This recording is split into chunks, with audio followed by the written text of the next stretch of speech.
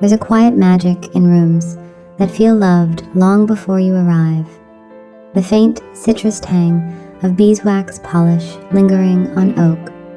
The creak of a Windsor chair, molded by generations of afternoons spent reading by the fire. English country design doesn't beg for attention. It earns it slowly through whispered details, walls cloaked in vines and ivy-printed paper, armchairs upholstered in fabrics worn soft as old love letters, floors that wear their scrapes like medals of honor. The soul of English country design, how to create timeless, beautiful space. This is a style forged in the amber glow of lamplight and the rhythm of seasons, a sanctuary where time slows and every object carries the weight of memory. Here, brocade curtains pool like melted caramel, tarnished silver candlesticks lean companionably against leather-bound books, and wildflowers tumble from chipped pitchers as if they've grown there for decades. Imperfection isn't a flaw. It's the language of belonging, a silent pact between past and present, where cracks in porcelain and sun-bleached linens speak of morning teas and midnight laughter. Over the next journey, we'll unveil the soulful secrets, artisans, and stewards of Old English manners embedded into their walls, textiles, and treasures. Not trends, but truths. How to balance abundance and restraint, why certain colors age like fine wine, and what transforms a house into a tapestry of stories waiting to be lived. This isn't decoration, it's alchemy. An invitation to wrap yourself in rooms that feel less designed and more discovered. To curate spaces where firelight flickers on heirloom portraits, where every creak of floorboards hums a lullaby of lineage, and shelves sag under the weight of well-thumbed novels and forgotten keepsakes. Softly crafted spaces where every detail whispers a story of timeless elegance. Subscribe to Opalux and join us as we weave the quiet magic of English country design into your home, crafting rooms that feel loved long before you arrive. Let's create spaces where every thread, brushstroke, and heirloom invites you to stay a while. Together, let's honor the beauty of imperfection and the art of everyday life. Subscribe now and let's embark on this journey of designing homes steeped in legacy and warmth. Let's wander beyond aesthetics into spaces where every thread, brushstroke, and heirloom whispers, stay a while. Where a well-loved armchair becomes a cradle for dreams, and the scent of aged paper mingles with rain-soaked roses drifting through an open window. This is where homes become hymns, sung softly, lived deeply, and steeped in the quiet poetry of everyday life.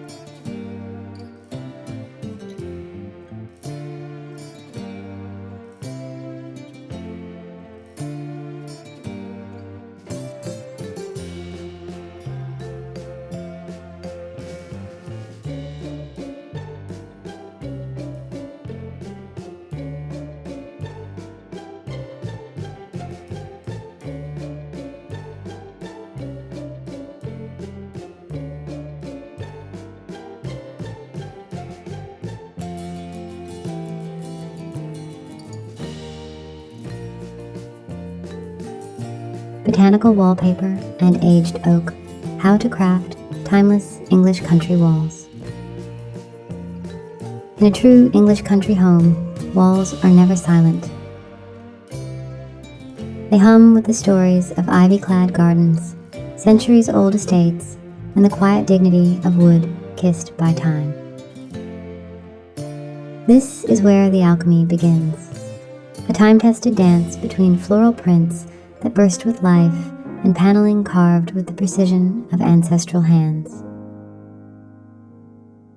Think of botanical wallpaper as the soul of the room, not an accent. It's the tangled roses of the willow boughs pattern engulfing a library entirely, drawing inspiration from historical botanical designs, or hand-blocked damask trailing across a breakfast nook like shadows from a Victorian greenhouse. The balance is key. Pair audacious prints with shaker-style paneling, slim vertical oak slats stained in muted moss greens or stormy grays. Let the wood's grain interrupt the petals and leaves, grounding the whimsy in sturdy, earthy restraint. But heritage paints are the unsung heroes. A deep blue-gray shade reminiscent of misty landscapes and timeless interiors adds sophistication to the paneling, evoking the charm of classic, subdued finishes. For ceilings, lean into the unexpected soft putty or blush terracotta to mimic age-worn plaster. It's intentional erosion, a subtle nod to centuries of smoke from oak fires and tea trays carried by steady hands. The secret? Imperfection is the ultimate virtue. Let floral seams misalign slightly behind bookshelves. Allow lime wash to pool unevenly in corners, as if moisture seeped through ancient stone. These flaws are signatures of authenticity. For elegant rooms, anchor busy prints on a single focal wall and frame them with simple chair rails. In cottage kitchens, use beadboard wainscoting stained the deep amber of whiskey barrels to marry utility and grace. Scale patterns to your architecture. Grand Georgian rooms can handle oversized damasks, while cozy cottages thrive on petit toile. And for those wary of commitment, frame leftover wallpaper scraps as art. Hang them gallery style alongside fox mirrors and dried lavender bundles. True English walls don't shout. They murmur, a soft chorus of creaks, lichen-like stains, and stories held under layers of paint. This is how you craft rooms that don't just look old, but feel eternally lived.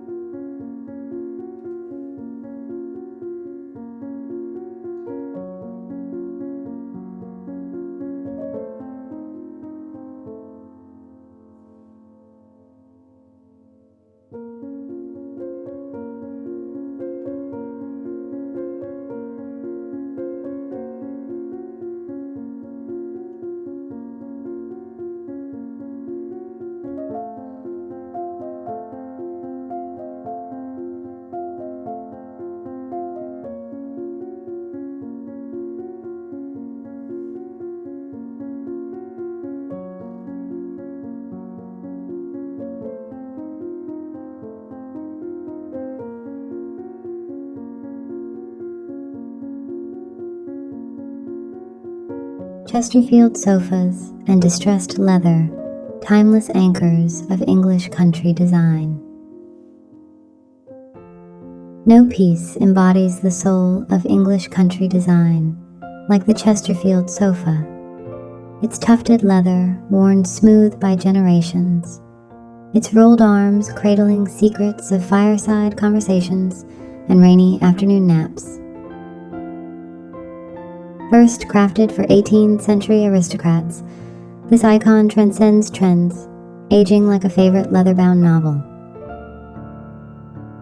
But its magic lies not in perfection, but patina. Scratches, sun-bleached patches, and creases that map decades of use transform it from furniture to heirloom. The key to avoiding stiffness? Contrast. Pair buttery tan leather with gauzy linen throws frayed at the edges, or stage a burgundy Chesterfield beneath a gallery wall of black and white pastoral sketches. Let the sofa's formality collide with spontaneity. Toss a sheepskin rug haphazardly at its feet. Stack dog-eared gardening books on its arms. For elegant spaces, anchor it with a reclaimed oak coffee table and industrial-inspired sconces. Urban grit embracing rural elegance. For smaller rooms, opt for apartment-sized Chesterfields in faded sage or slate gray, their lower profiles and narrowed frames echoing cottage proportions. Upholster in velvet for a touch of faded glamour, letting the fabric puddle slightly at the corners. Leather should never be pristine. Rub beeswax into scars to deepen their character, or buff edges with a linen cloth soaked in black tea for an instant antique glow. Problem solved? Too masculine? Drape the back with a cable knit throw in oatmeal wool. Nestle needlepoint pillows embroidered with wildflowers or pheasants against its wings. For families, opt for vegetable tanned leather. Its natural oils resist spills, and scuffs blend into its evolving narrative. Place it facing a window, where morning light traces the nailhead trim's shadow patterns across floorboards. But true authenticity demands irreverence. Let a Chesterfield share a room with a neon sign or mid-century sideboard. The tension breathes life into tradition. After all, English country design isn't a relic. It's a living thing, reshaped by every child's leap onto its cushion, every cat's claw snagging its arm. This is how furniture earns its soul, stitch by stitch, century by century.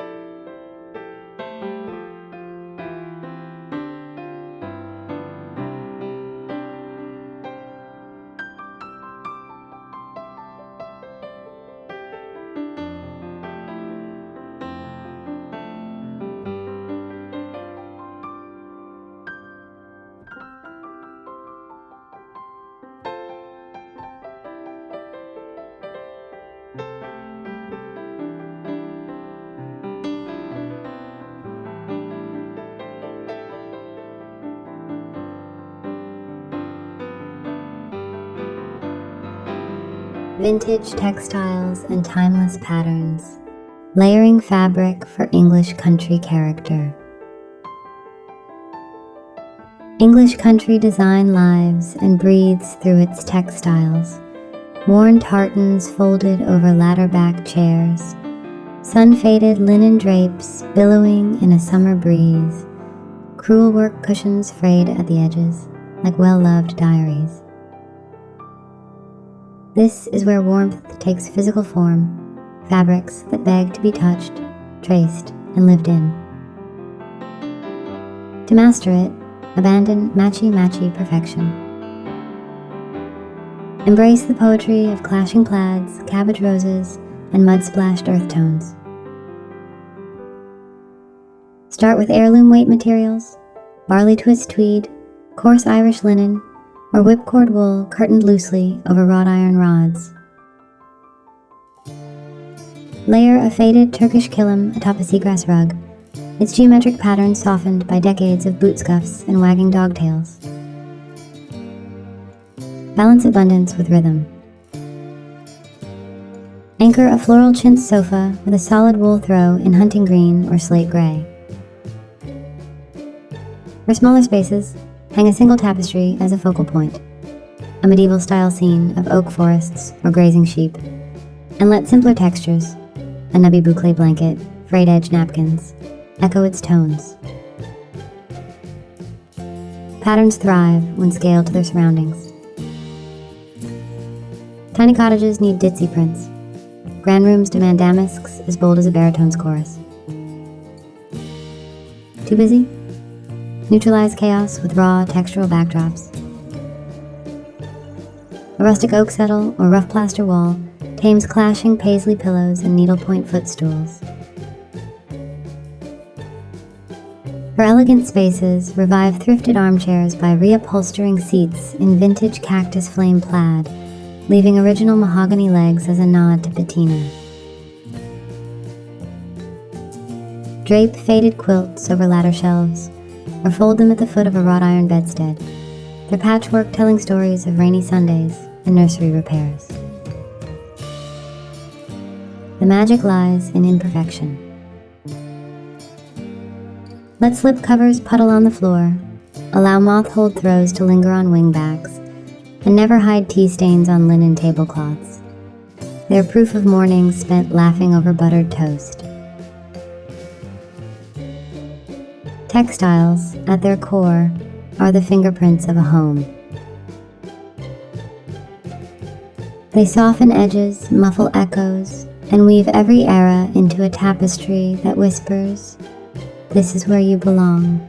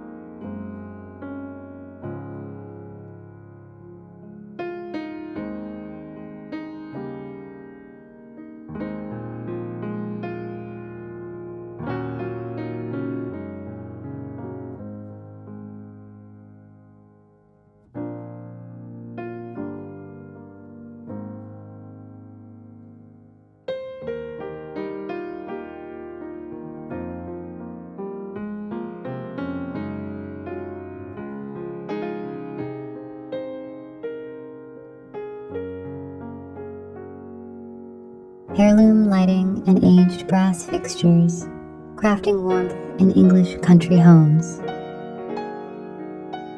Lighting in an English country home isn't meant to dazzle. It's designed to cradle. Think of its glow as the soft exhale of a room, tarnished brass sconces, casting lace-like shadows, paraffin lamps flickering on stacked novels, candlesticks leaning like old friends against a mantel cluttered with foxed mirrors and dried lavender. These fixtures aren't just sources of light. They're relics that hum with the warmth of fireside tales and midnight scribbles at a walnut desk. Start with centuries-tested formulas. Pair Georgian-style lanterns, their glass panes wavy and hand-blown, with beeswax candles, their honeyed scent weaving through beams of amber light. For reading nooks, opt for adjustable banker's lamps with green enamel shades, their brass bases streaked with deliberate tarnish. Layer a pleated linen floor lamp in one corner, its glow diffused like sunlight through muslin curtains. The goal? A chiaroscuro effect, pools of light and shadow that carve depth into bookshelves and paneled walls. Avoid sterility by embracing imperfection. Let corded crystal chandeliers dangle slightly askew, as if adjusted by a grandmother reaching with a broomstick. Opt for switchless brass table lamps with pull chains, requiring hands to graze their patina with every use. Lighting should look discovered, not installed. Seek fixtures with dents where thumbs once rested, glass clouded by decades of candle smoke. Lighting too harsh? Filter it through layers, sheer curtains, a weathered lampshade, or even a lace doily draped over a bulb. In kitchens, suspend a cluster of mismatched pendant lights over a farmhouse table, their copper cords tangling like ivy. True English country lighting ages like a wine cellar's quietest bottle. It resists polish, thrives under dust, and glows softer with each passing year. This is how you cast rooms in a light that doesn't just illuminate, it reveres.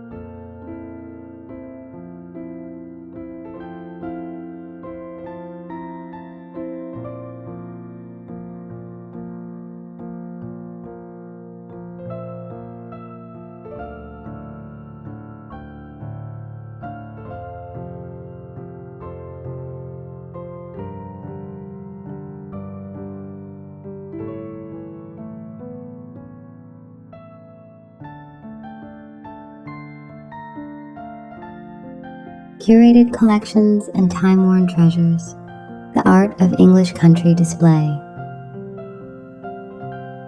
English country homes don't merely display objects, they orchestrate legacies.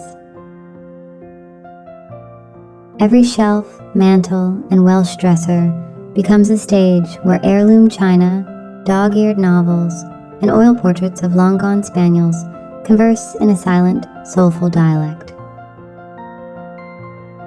These arrangements aren't styled, they're curated by time itself, layering generations into a single, seamless narrative. Begin with a symmetry. Prop a gilt-framed landscape against a wall instead of hanging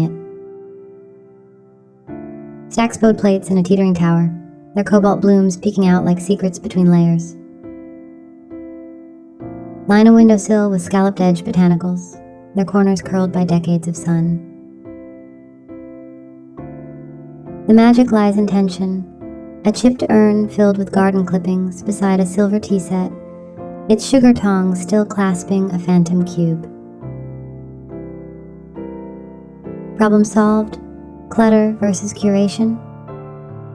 Edit ruthlessly, but honor the rule of thirds.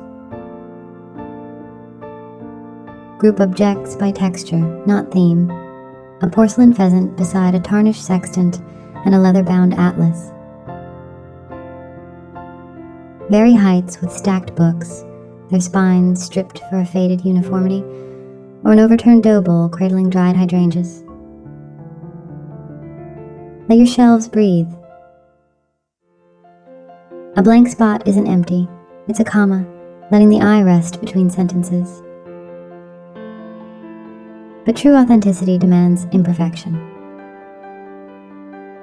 Let dust settle in the creases of a lace doily cascading from a dresser. Allow tarnished picture frames to lean at haphazard angles, their glass streaked with the soft haze of fireplace residue. These flourishes aren't carelessness. They're proof that rooms are lived in, loved through, and layered with the quiet poetry of daily ritual. This is the art of display as legacy. A child's first pottery project beside a grandmother's wedding china. A quarry tile windowsill cluttered with seed packets, inkwells, and a robin's egg cupped in a rusted thimble. Each arrangement whispers, "Stay. Look closer." Because in these rooms, every object is both relic and revolution, a bridge between then and now, forever curating the art of a life well lived.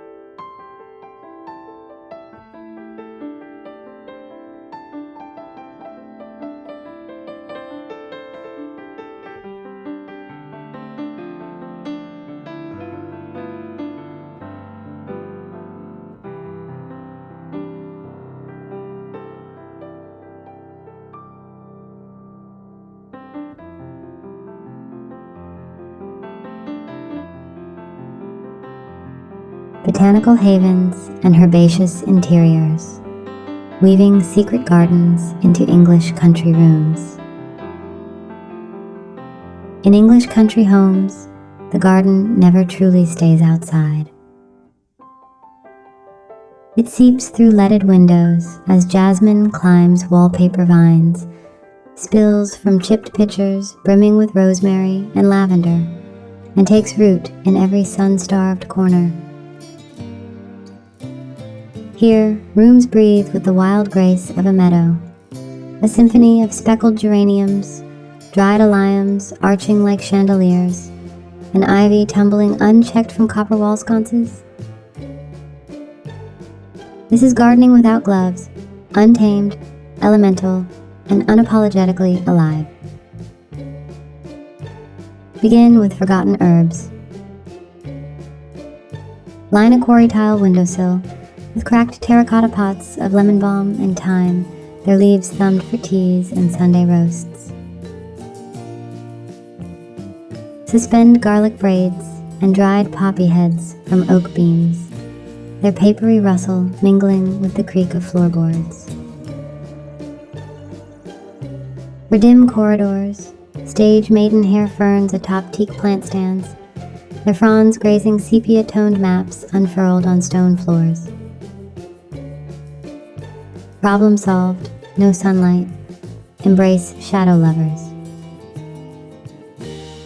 Parlor palms and chalky zinc planters, moth orchids nestled in moss-lined baskets, or trailing philodendrons spilling from a Welsh dresser's open drawers. Indoor gardens thrive on neglect. Let watering cans tarnish, let petals scatter. These rooms bloom under lazy hands. Layer textures as nature does. Drape a farmhouse table with linen runners frayed by decades of harvest suppers. Stack wire cloches over cluttered seed packets and foxed gardening manuals. For walls, hang a tapestry of Adam's needle or hand-pressed botanicals framed in peeling gilt, their edges bruised like autumn leaves. But authenticity demands surrender. Allow drying hydrangeas to crumble into dust atop sideboards. Let hand-forged trellises sag under the weight of clematis, tearing stubbornly toward cracked ceiling plaster. These rooms scorn perfection. A terracotta pot's glaze crazed by frost, an embroidered cushion sprouting catmint from its seams, a stone sink colonized by ferns. These aren't flaws. They're proof that life, wild and insistent, always wins. This is a secret garden, reborn indoors. Not clipped or curated, but reckless and reverent. A cache of rosemary from a grandmother's cutting, a robin's nest cradled in a rusted cake tin, seedlings straining toward crooked mullion windows. Here, the line between home and earth dissolves, and every breath tastes of damp soil and possibility.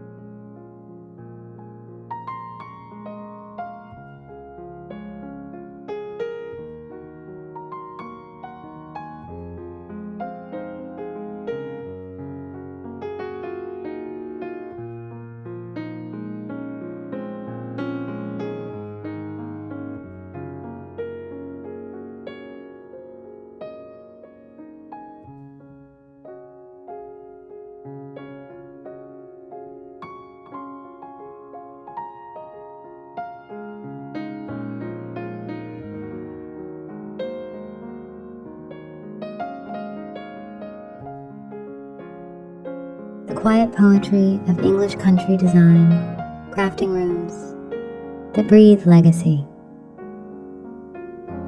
A true English country home is never finished. Like a novel written in shifting seasons, its chapters are etched into floorboards by generations of footsteps, pressed between pages of open books left on armrests, and embroidered into curtains faded by decades of sun. It's a place where time settles like dust on oak tables, neither brushed away nor mourned, but revered as the quiet currency of memory. We've wandered through walls cloaked in the whispers of hand-blocked florals, curled into Chesterfields burnished by use, and traced fingertips over stacks of spode plates turned storytellers. We've kindled light through tarnished sconces and invited wild gardens indoors, where rosemary spills from jugs like liquid folklore. Yet the true magic lies in absence, the spaces between objects, the pause before a clock chimes, the way shadows pool where laughter once rippled.